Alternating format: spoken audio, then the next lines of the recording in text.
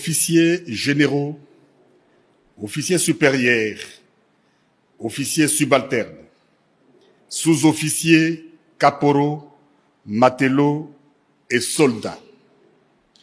Le président de la République, chef de l'État et commandant suprême des forces armées de la République démocratique du Congo, s'est adressé à la nation en date du 29 janvier 2025, suite à l'agression du Rwanda et le silence coupable de la communauté internationale.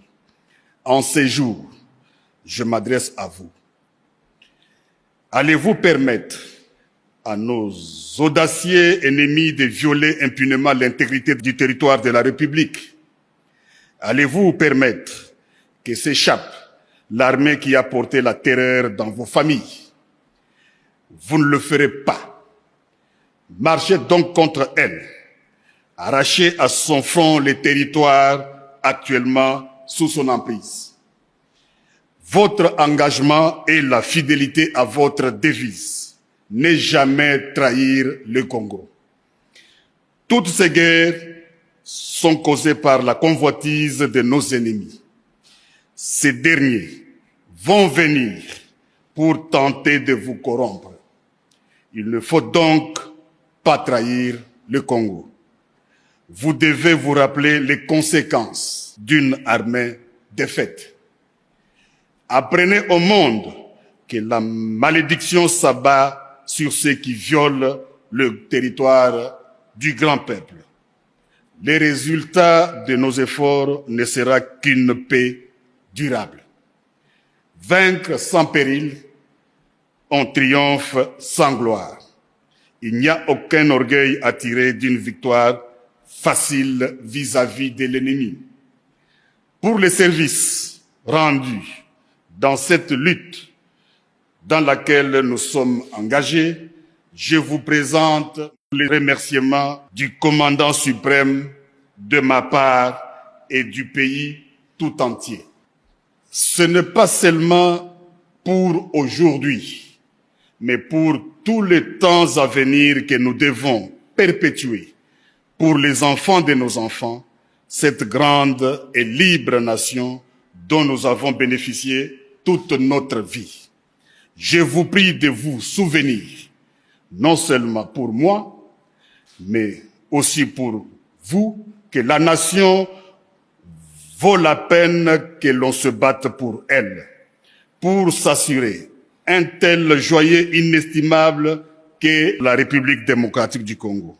Nous avons devant nous une épreuve de plus pénible, de nombreux et longs mois de lutte et de souffrance. Vous vous demandez quelle est notre politique. Je veux le dire ici.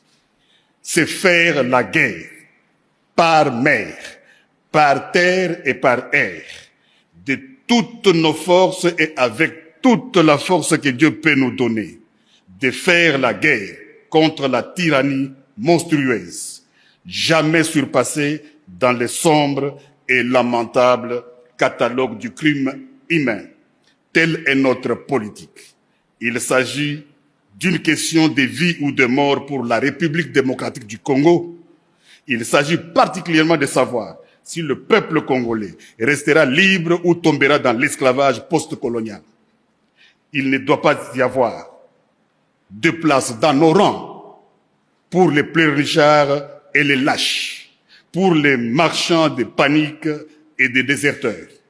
Notre peuple ne doit connaître aucune peur au combat et doit se joindre de manière désintéressée à notre guerre patriotique de libération, notre guerre contre les asservisseurs fascistes. Dans la situation actuelle, la crédibilité de notre armée est essentielle. C'est pourquoi vous devez assumer sans faiblesse votre mission constitutionnelle. Défendre les frontières de la République démocratique du Congo contre toutes les menaces, d'où qu'elles viennent.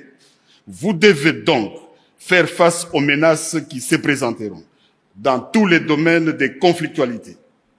Chacun d'entre vous doit se sentir concerné par cette mission. Ici, nous restons debout et nous nous battrons.